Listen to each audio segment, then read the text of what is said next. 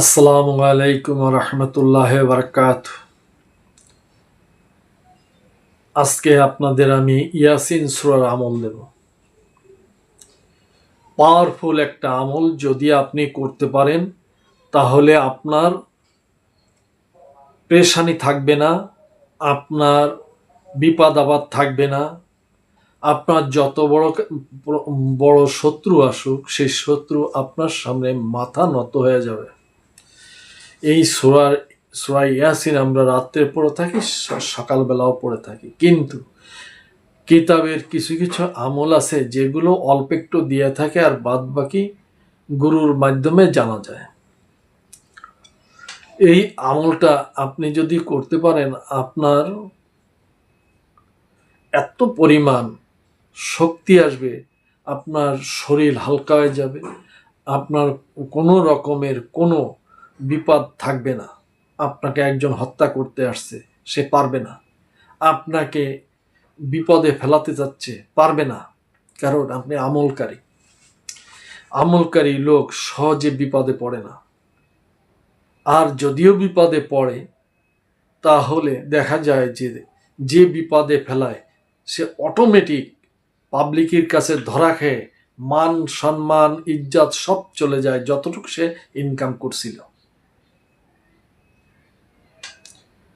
আর আল্লাহর থেকে তো তার বিচার আছে, মানুষের বিচারও একেবারে কারেন্টের মতো হয়ে থাকে আজকাল। আপনি বিপদ ডাকে নিয়ে আসবেন না, আপনিও পড়বেন না, আবার আপনাকে বিপদে ফেলাবে, সেও বাঁচবে না।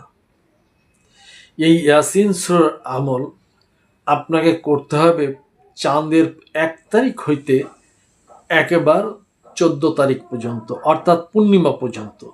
আর যদি আপনি চাঁদ ওঠার পরে, যেদিন ধরেন বৃহস্পতিবার উঠলো, আপনি বৃহস্পতিবারে বসে যাবেন। আপনার দেখা গেল শুক্রবার উঠলো, আপনি বুধবার দিনগত রাত্রে বসবেন। এইভাবে আপনি আমল করবেন। যদি আপনি বুধবার দিনগত রাত্রে বৃহস্পতিবার রাতে বসেন, তাহলে আপনাকে 41 দিন আমল করতে হবে। যে কোনো আরবি মাসের 1 তারিখ থেকে যদি আপনি বসেন, তাহলে আপনি 14 দিনের একটা আমল করতে পারেন পূর্ণিমা পর্যন্ত। এইভাবে আপনি দেখা যায়, আপনি যে জন্য আপনার তো 2-3 দিনের ভিতরে আপনি বুঝতে পারবেন যে আমার কত ভালো লাগছে, এবং এই আমলটা সম্পূর্ণভাবে আমি নিজে করছি এবং আমি এর সাথে সাথে ফল পাইছি, আপনিও পাবেন। যত বড় শত্রু আসুক, যত বড় আপনার শরীরে পেরেশানি বাড়ুক, কিছুই থাকবে না, এবং জিন শত্রু আপনার চলে যাবে কাছ থেকে, অথবা মারাও যেতে পারে। এই আমলটা আপনি সকালবেলাও করতে পারেন, রাত্রেও করতে পারেন। যদি রাত্রে করেন, তো ইয়াসিন সূরা পড়ার আগে আপনি দুরূদ শরীফ পড়ে নেবেন 11 বার অথবা 101 বার। আর এরপরে যে আপনি ইয়াসিন সূরা আরম্ভ করবেন। ইয়াসিন সূরা আরম্ভ করার পরে লাস্টে যে আপনি লা ইলাহা ইল্লা আনতা সুবহানাকা ইন্নী কুনতু মিনাজ জালিমিন, এরপরে লা হাওলা ওয়ালা কুওয়াতা ইল্লা বিল্লাহ, এইটুকু আপনি 100 বার করে আপনি পড়বেন। আর একবার পড়বেন সূরা ইয়াসিন। সূরা ইয়াসিনের ভিতরে একটা আয়াত আছে, আপনি সেইটা আয়াতটা পড়বেন 70 বার। তারপরে আবার আপনি নতুন করে আরম্ভ করা লাগবে, এ পর্যন্ত যে ওই আয়াতটা পাবেন, ওই আয়াতটা 70 বার পড়ার পরে আবার একদম শেষ করে দেবেন সূরা ইয়াসিন। এইভাবে আপনি প্রতিদিন আমলে বসবেন এবং একবার করে সূরা ইয়াসিন পড়বেন।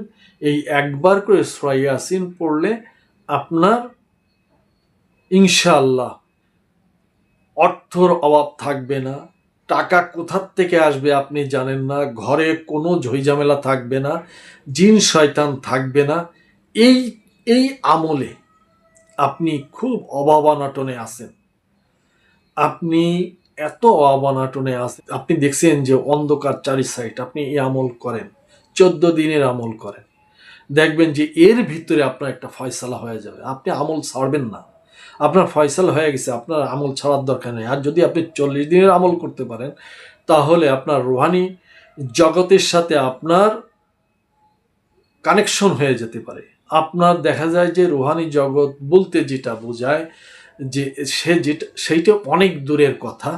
আপনি যে আমলটা করবেন, এই আমলটা করবেন, আপনি সূরা ইয়াসিন পারেন না, আপনি সূরা ইয়াসিনটা সুন্দরভাবে পড়বেন, পড়ার পরে আপনি লাইট অফ করে দেবেন, অফ করে দেওয়ার পরে লা হাওলা ওয়ালা কুওয়াতা ইল্লা বিল্লাহিল আলিয়্যিল আযীম, লা ইলাহা ইল্লা আনতা সুবহানাকা ইন্নী কুনতু মিনাজ জালিমিন 101 বার অন্ধকারের ভিতর বসে পড়বেন।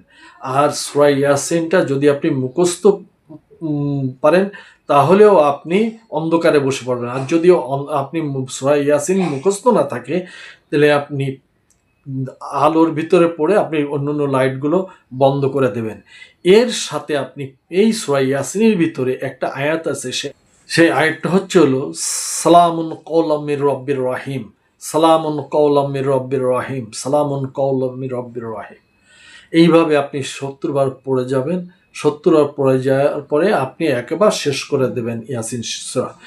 এখন আপনি এই আমলটা দিয়ে আপনি সৎ নিয়তে আপনি বসবেন। বসার পরে যে কোনো নিয়ত আল্লাহর রহমতে যদি আল্লাহ আপনাকে কবুল করে থাকে, আপনার সাথে সাথে সেই নিয়ত আপনার কাজ হয়ে যাবে। আপনার চিন্তা করতে হবে, পিছে পাও দিতে হবে না, ইনশাআল্লাহ। আপনি এই আমলটা 14 দিন আর 41 দিন, আপনি যদি এই আমলটা 41 দিন করতে পারেন সবচেয়ে ভালো হয়। যদি আপনি মানে 6 মাস 1 বছর করতে পারেন তাও ভালো হয়। এর বেশি সময় লাগে না, অল্প সময়ের ভিতরে আপনার এই জিনিসটা হয়ে যাবে। আপনি নিশ্চিন্তায় থাকেন, আপনার যত বড় শক্তিশালী জিন থাকুক, যত বড় জাদুবান টুনা, যত বড় আপনার ক্ষতি করুক, এই আমল দ্বারা আল্লাহর রহমতে আল্লাহ সেটা আপনাকে মাফ করে দেবে। আপনি পিছপাও হবেন না, কখনো পিছপা হবেন না। কিতাবে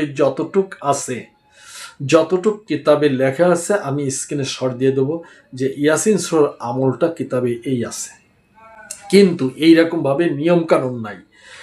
খালি লেখা আছে 70 বার পড়তে হবে, কিন্তু দুরূদ শরীফ আপনাকে পড়তে হবে লা হাওলা ওয়ালা কুওয়াতা ইল্লা বিল্লাহিল আলিয়্যিল আযীম।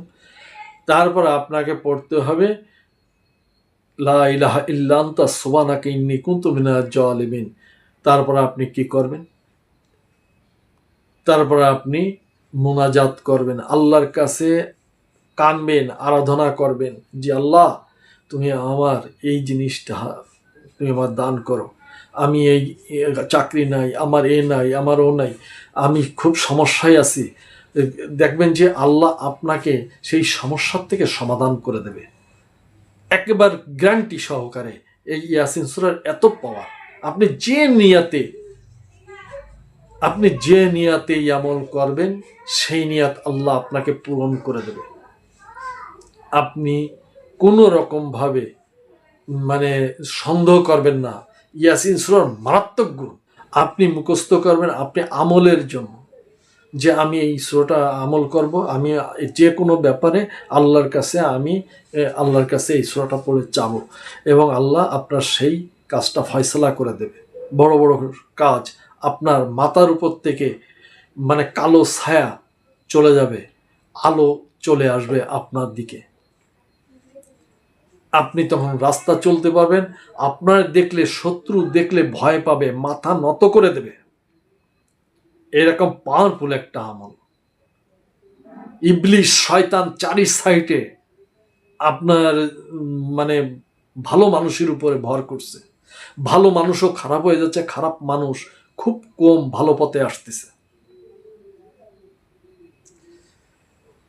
তা আমি একটা জিনিস বলবো ভাই, আসেন আমরা আমল করি এবং সঠিকভাবে আমল করি। আল্লাহর কালাম যেই দিক আপনার পছন্দ হবে, সেই আমলটা আপনি গ্রহণ করবেন।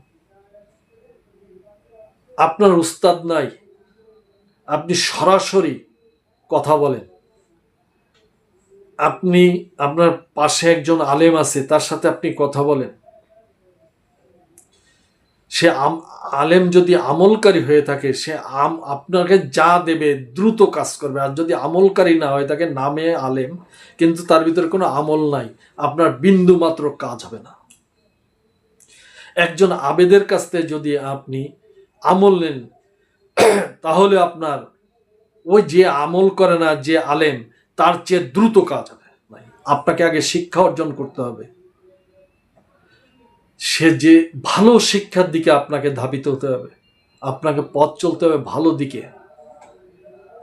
ইনশাল্লাহ ভালো পথ আপনিও চলবেন, মানুষকেও দেখাবেন, আপনিও আমল করবেন, আরেকজনের বলবেন ভাই আপনি আমল করেন। ইনশাল্লাহ আপনার কাজ হয়ে যাবে। আসসালামু আলাইকুম ওয়া রাহমাতুল্লাহি ওয়া বারাকাতুহু।